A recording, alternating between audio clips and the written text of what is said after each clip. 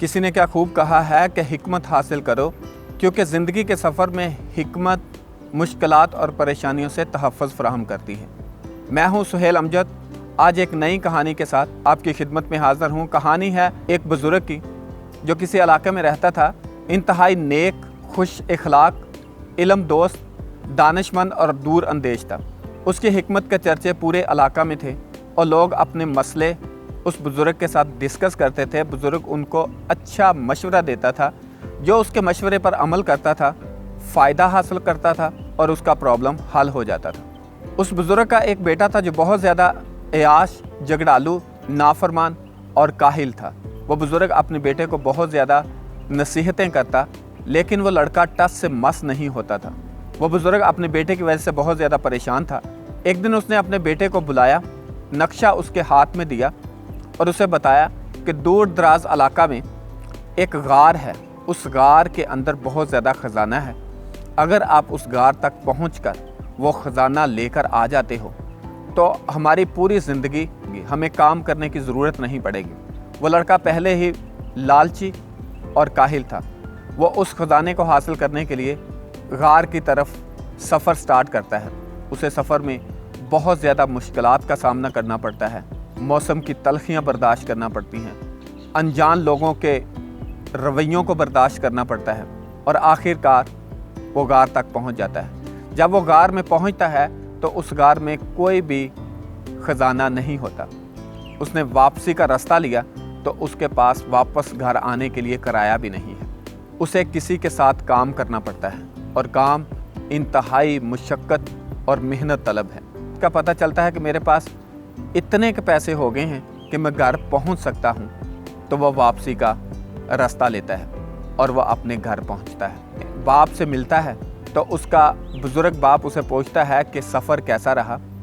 वो बेटा सफ़र की सारी दास्तान अपने बाप को बताता है और ये भी बताता है कि जब वो गार में पहुंचा था तो उसके जाने से पहले कोई ख़जाना उठाकर ले गया था।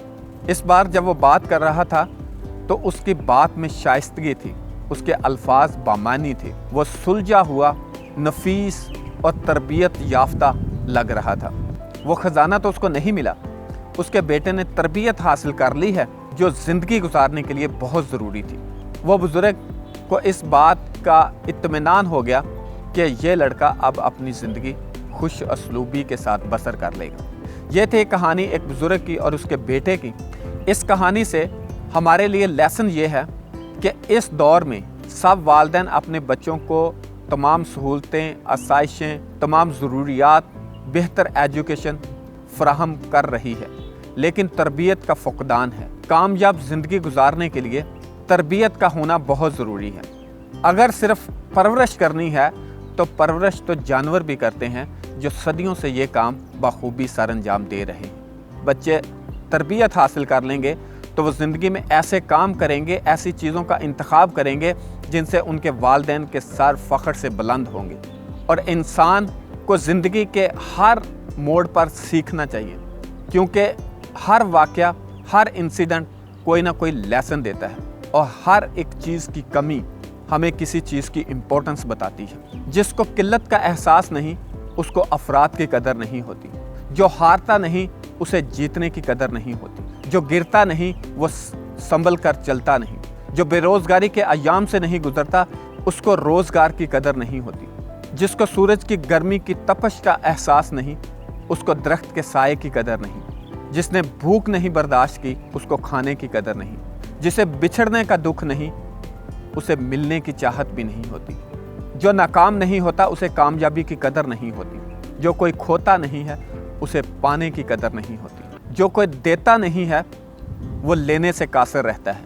हर एक चीज़ जो हमारी ज़िंदगी में वकूफ़ पज़ीर होती है, उसका कोई ना कोई मकसद ज़रूर होता है कि ज़िंदगी में आप जिस भी मुकाम पर हो, सीखते रहें। क्योंकि अगर आप सीखेंगे तो तरक्की करते जाएंगे। अगर आप सीखना छोड़ देंगे तो आप उसी जगह पर स्टक हो जाएंगे, क्योंकि आप सीखोगे नहीं तो जीतोगे कैसे। ये थी आज की कहानी और इसका हासिल कलाम। इल्म सबके पास है, ज़रूरत अमल की है। मिलेंगे एक नई कहानी के साथ, तब तक के लिए खुदा हाफिज़।